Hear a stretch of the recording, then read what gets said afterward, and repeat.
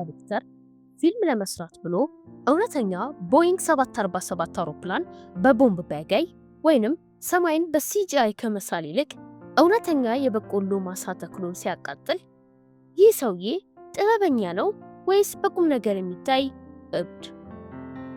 ዛሬ የምናወራው ስለ ክሪስቶፈር ኖላን ነው።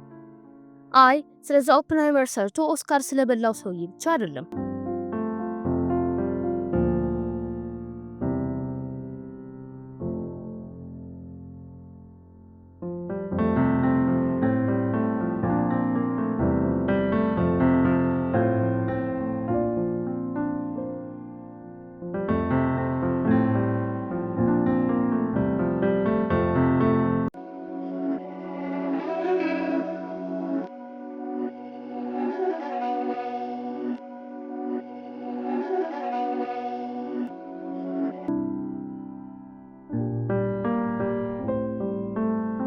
የምናወራው ስለ አንድ ካፖርትና ጃኬት የማይለየው ስልክ የማይዝና ጊዜን እንደ ማስቲካ እየመጠጠ ፊልም ስለሚሰራ ሰው ነው።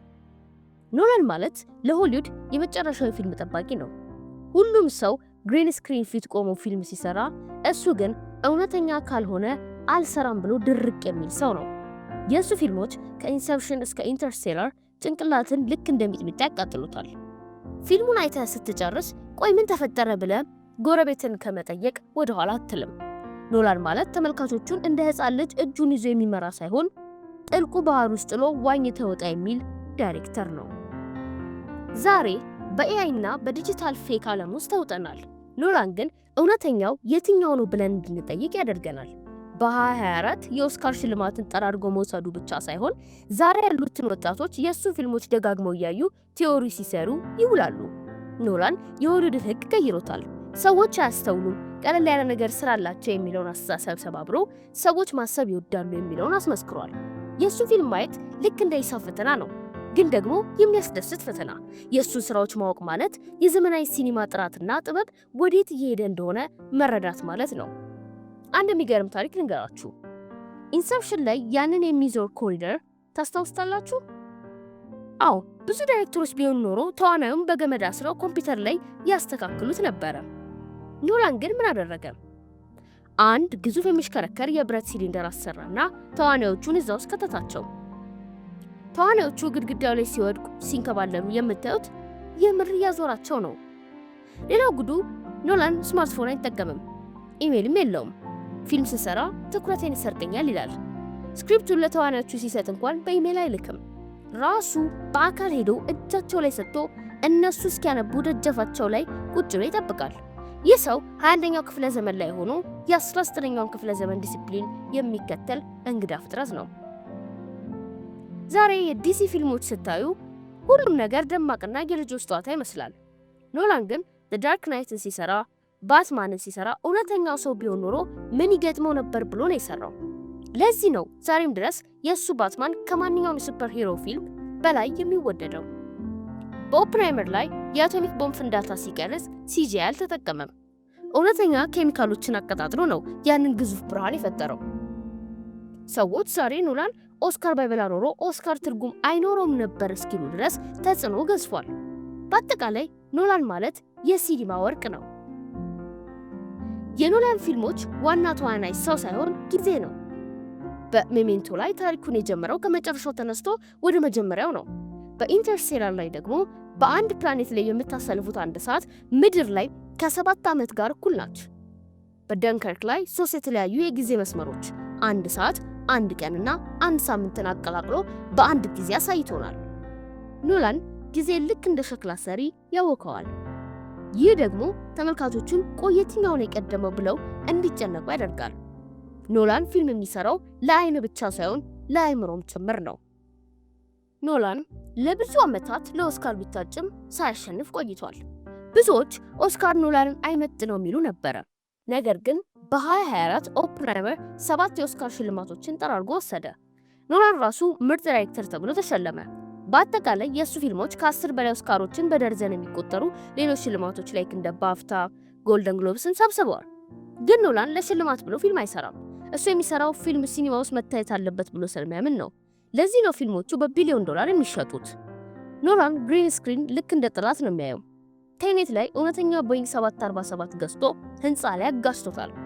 ኢንተርስቴላር ላይ ያንን ግዙፍ ብላክ ሆል ለመሳል ከሳይንቲስቶች ጋር በመሆን አዲስ የኮምፒውተር ሶፍትዌር አሰርቶ ነበር። በኋላ ላይ ያ ፊልም ስዕል እውነተኛ የሳይንስ ግኝት ሆኖ ተመዝግቧል። ኖላን ለፊልም ጥራት የሚከፍለው መስዋዕትነት ያስፈራል። አንዳንድ ጊዜ ተዋናዮችን በምር ቅዝቃዜ ውስጥ እንዲቀመጡ ወይም ደግሞ በምር ጭስ ውስጥ እንዲታፈኑ ያደርጋል። ግን ውጤቱ በመጨረሻም እውነተኛ ፊልም ይሆናል። ኖላን በሰዎች ላይ ያሳደረው ትልቁ ተጽዕኖ ጥያቄ መጠየቅ ነው። የሱ ፊልም አይቶ በሰላም የሚተኛ ሰው የለም። ሰዎች ዩቲዩብ ላይ ገብተው The Ending Explained የሚሉ ቪዲዮዎችን እንዲያዩ ያስገድዳቸዋል። ይህ ደግሞ ወጣቶች ስለ ሳይንስ፣ ስለ ኳንተም ፊዚክስ እና ስለ ስነ ልቦና እንዲፈልጉ አድርጓቸዋል። ኖላን ሰዎች አያውቁም የሚለውን ነገር አያምንበትም። ስብስብ ነገር ብትሰጣቸው ይገባቸዋል የሚል እምነት አለው። ይህ ደግሞ ለተመልካቹ ትልቅ ክብር መስጠት ነው። በሱ ምክንያት ዛሬ ብዙ ወጣቶች ፊልም ዳይሬክተር መሆን ይፈልጋሉ። ግን እንደ ኖላን ካፖርት ለብሶ ሻይ እየጠጡ ሜዳ ላይ መቆም ቀላል እንዳይመስላችሁ። ኖላን በኢንሰፕሽን ፊልም ላይ የሰው ልጅ ትልቁ ሚስጥር ህልምን ይዞ መጣ። ብዙ ዳይሬክተሮች ህልምን ሲሰሩ ፋንታሲ ያደርጉታል። ኖላን ግን ህልምን እንደ አርኪቴክቸር ነው ያየው። ህልም ውስጥ ገብቶ ሐሳብ መስረቅ ብቻ ሳይሆን አዲስ ሐሳብ መትከል እንደሚቻል አሳየ። ይህ ፊልም የወጣ ሰሞን ህዝቡ ግራ ገብቶት ነበረ። ቆያች የምትከረከረው ዕቃ ወደቀች ወይስ አልወደቀችም የሚለው ጥያቄ የዓለም መነጋገሪያ ሆነ።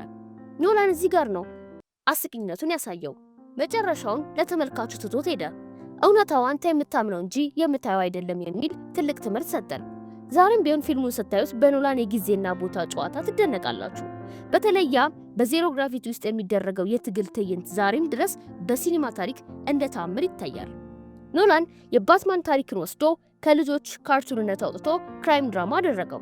በተለይ በዘ ዳርክ ናይት ፊልም ላይ ጆከርን የሳለበት መንገድ እጅግ አስፈሪና እውነተኛ ነበረ።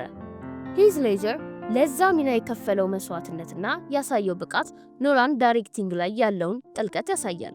ጆከር በፊልሙ ላይ ዓለም ምንም ህግ የላትም፣ እኔ ግን እውነቱን አሳያችኋለሁ ሲል ኖላን የሰው ልጅን ስነ ልቦና እያጋለጠ ነበረ። ይህ ፊልም ለሱፐርሂሮ ፊልሞች አዲስ መንገድ ከፈተ። ከዚህ ፊልም በኋላ ነው ሆሊውድ ሱፐርሂሮ ፊልምን ትልቅ ሽልማት ሲያገኝ ይችላል ብሎ ማመን የጀመረው።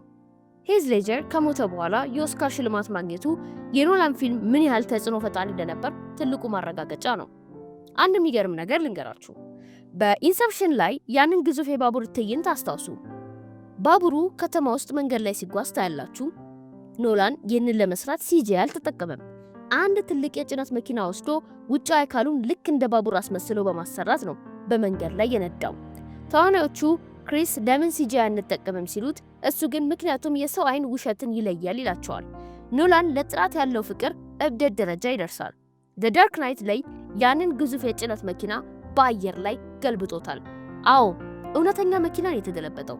ይሄ ነው ኖላን ፊልሞቹን ዛሬም ድረስ አዲስ የሚመስሉት። ለዚህ ነው ምክንያቱም እውነተኛ ነገር አያረጀም። የኖላን ፊልሞች በሰው ላይ ያመጡት ትልቁ ለውጥ ሲኒማ መሄድን አስገዳጅ ማድረጋቸው ነው። ኖላን ፊልም ሲሰራ ለስልክ ስክሪን አይሰራም፣ ለግዙፍ አይማክስ ስክሪን ነው የሚሰራው። ይህ ደግሞ ሰዎች ከቤታቸው ወጥተው ወደ ሲኒማ እንዲሄዱ ያደርጓቸዋል።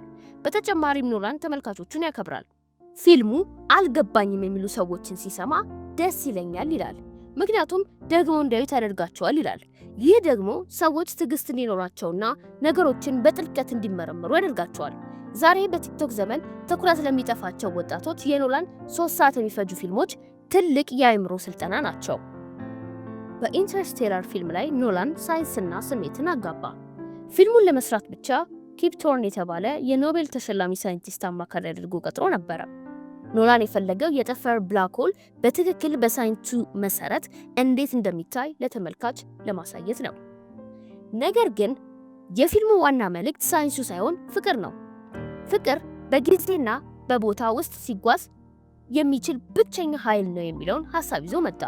ፊልሙ ስታዩት ያንን በውሃ የተሸፈነ ፕላኔትና በሰከንዶች ውስጥ ዓመታት የሚያስቆጥረውን የጊዜ ፍጥነት ስታዩ እኛ ሰዎች ምንኛ ጥቂቶች ነን እንድትሉ ያደርጋቸዋል። ኖላን እዚህ ጋር ነው ጥበቡን ያሳየው። ስለ ሳይንስ እያወራ እንባህን ያወጣዋል። ለብዙ ዓመታት ኖላን በቴክኒክ ላይ እንጂ በስሜት ላይ ሰራም ተብሎ ይታመን ነበረ። ኦፕንሃይመር ግን ያንን ወሬ አቆመው። የሰው ልጅ ትልቁ ጥፋት የአቶሚክ ቦምብ የፈጠረውን ሰውዬ ጭንቅላት ውስጥ ይዞን ገባ። ፊልሙ 3 ሰዓት ሙሉ ንግግር ቢሆንም ኖላን እንደ አክሽን ፊልም እንድንወጠር አደረገን። ቅድም እንዳልኩት ፍንዳታውን በመቅረጽ ሲጂአይ አልተጠቀመም። ይህ ፊልም ነው ኖላን ለ30 ዓመታት የለፋበትን የኦስካር ሽልማት በእጁ ያስገባለት። ኖላን ኦስካር ሲቀበል መላው ሆሊውድ አሁን ነው ተገቢ ሲያገኘው ብሎ በአንድ ድምፅ አጨብጭቧል። ፊልሙ በቢሊዮን ዶላር የሚቆጠር ገቢ በማግኘት በታሪክ ፊልም ምን ያህል ስኬታማ ሊሆን እንደሚችል አሳይቷል። ኖላን ዛሬም ቢሆን ፊልሞቹን የሚቀርጸው በዲጂታል ሳይሆን በፊልም ስቶክ ነው። ፊልም ክብር አለው ብሎ ያምናል። እሱ ለፊልም ኢንዱስትሪ ያለው ታማኝነት የሚገርም ነው። በኮሮና ጊዜ ሲኒማ ቤቶች ሲዘጉ ኖላን ቴኔትን በመልቀቅ ሲኒማ ቤቶችን ለመታደግ ሞክሯል። ኖላን ለሆሊውድ ዳይሬክተርነት ብቻ አይደለም የሲኒማም ጠባቂ ነው። ዛሬ የምናያቸው ወጣት ዳይሬክተሮች እንደ ኖላን ለመሆን ካሜራ ፊት እውነተኛ ነገር መኖር አለበት የሚለውን ትምህርት እየቀሰሙ ነው። ኖላን ያሳየን ትልቁ ነገር ቴክኖሎጂ ቢቀይርም ጥሩ ታሪክና እውነተኛ ስራ ግን መቼም እንደማያረጅ ነው። ክሪስቶፈር ኖላን በእኛ ላይ ያሳደረው ተጽዕኖ ከፊልም በላይ ነው። እሱ ምርጥ ነገር ከፈለጋችሁ ታገሱ የሚል ትምህርት ሰጥቶናል። ዛሬ ፈጣን መዝናኛ በሞላበት ዓለም ውስጥ ኖላን ፊልሞች ቆም ብላ አስብ ይሉናል። የእሱ ፊልሞች ከሳይንቲስቶች ጋር፣ ከታሪክ አዋቂዎች ጋርና ከፍልስፍና ሰዎች ጋር እንድንከራከር አድርገውናል። ኖላን ማለት የሰው ልጅን የማሰብ አቅም ከፍ የሚያደርግ የአእምሮ አሰልጣኝ ነው። የእሱን ፊልም አይቶ የሚወጣ ወጣት ስለ ኮምፒውተር ግራፊክስ ሳይሆን ስለ እውነተኛው ዓለም ውበት ማሰብ ይጀምራል። ይህ ደግሞ በዛሬው በሰው ሰራሽ ነገር በሰለቸው ትውልድ ላይ ትልቅ ተጽዕኖ ነው። እንግዲህ ክሪስቶፈር ኖላን ከመጀመሪያው አጭሩ ፊልሙ ተነስቶ ዛሬ የዓለም ሲኒማ ቁንጮ ላይ ደርሷል። ጊዜን አጠፈ፣ ህልምን ሰርቆ አቶሚክ ቦምብን አፈንድቶ ኦስካሩን ቤቱ አስገብቷል። ታዲያ ጥያቄው ይህ ነው፣ ኖላን የሚቀጥለውን ፊልም ሲሰራ ምን አይነት አዲስ ስብደት ይዞ ይመጣ ይሆን? ወይስ እኛ ተመልካቾቹ ገና የኦፕንሃይመር ድምፅ ሳንረሳው በሌላ ጊዜ ሽክርክሪት ውስጥ ሊከተን እያደባ ነው?